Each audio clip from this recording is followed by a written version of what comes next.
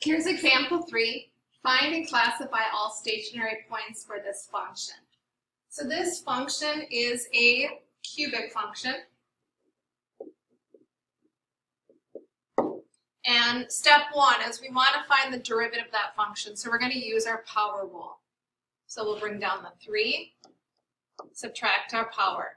Bring down our 2, subtract our power. Bring down the 1, subtract our power. So the derivative function is 3x squared minus 6x minus 9. Step 2 is we want to find the critical values for which the function for the derivative equals 0. So we're going to set the derivative function equal to 0, and then we're going to solve it for x.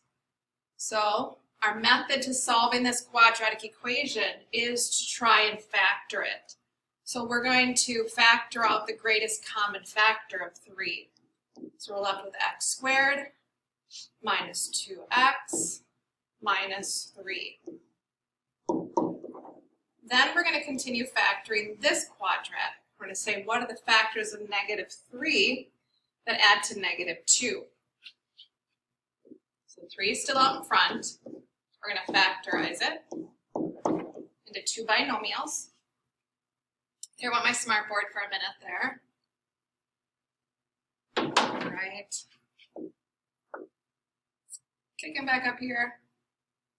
All right. So what are the factors of negative 3 that add to negative 2? Well, that's negative 3 and positive 1. Now we have it in factored form. We're going to use our zero product property. We're going to set the factors equal to 0. So x minus 3 equals 0 and x plus 1 equals 0. Then we're going to solve those for x. So we're going to undo. We're going to add 3 to both sides. We're going to subtract 1 from both sides. So these are considered your critical values or critical points.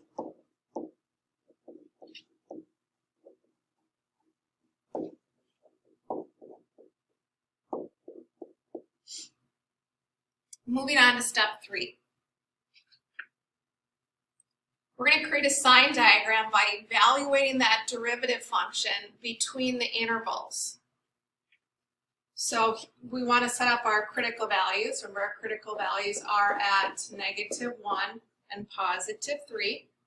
So here's negative 1 and here's positive 3. And now we want to evaluate between those critical points. So I'm going to choose a number to the left of negative 1, which is negative 2. And we're going to evaluate the derivative function that we found in step 1. So we say f of negative 2 in the derivative function is 3. Replace the x with negative 2. Minus 6. Replace the x with negative 2. And then minus 9.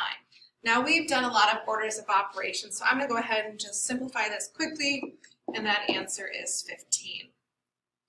So this entire interval has a positive sign. It's a positive 15.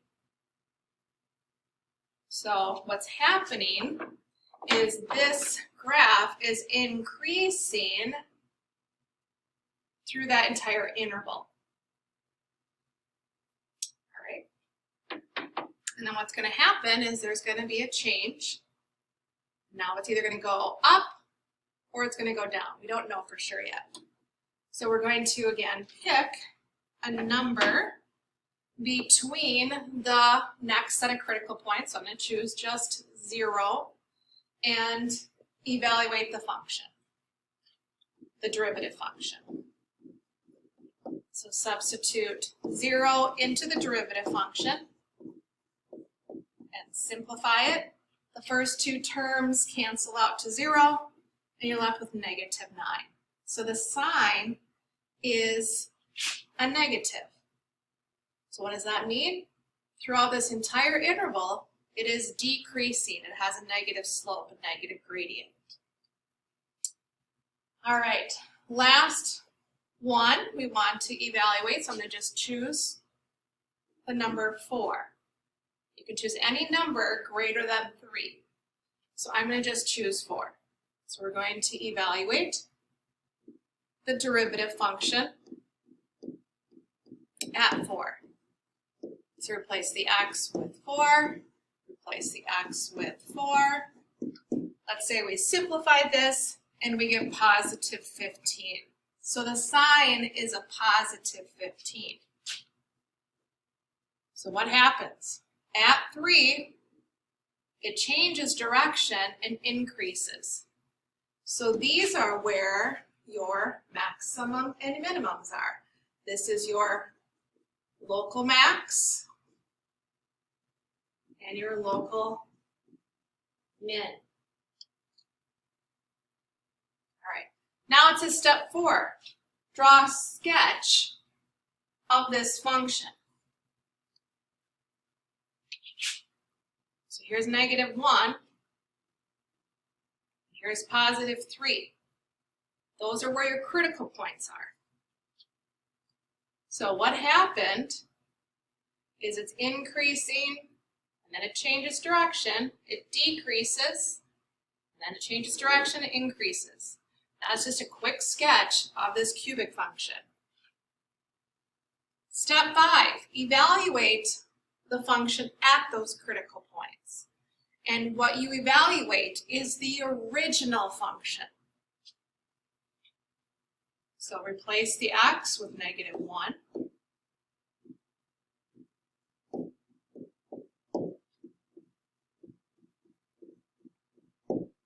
All right, to save us some time, we go through our orders of operation and we get 10. So what does that mean? There is a local maximum at that point, negative 110. So this point right here, negative 110, is your local max. Do the same thing again at that critical point for 3. Evaluate the original function for 3.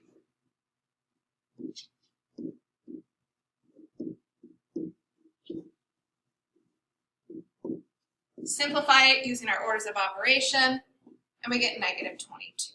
So what does that mean? We have a local maximum at the ordered pair over 3 down 22. So this local min is over 3 down 22. This is our local minimum.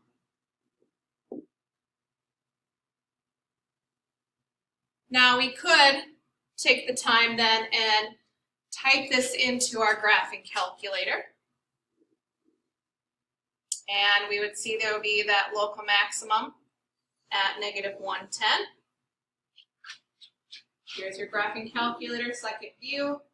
There's your minimum, 3, negative 22, so you can check your answer.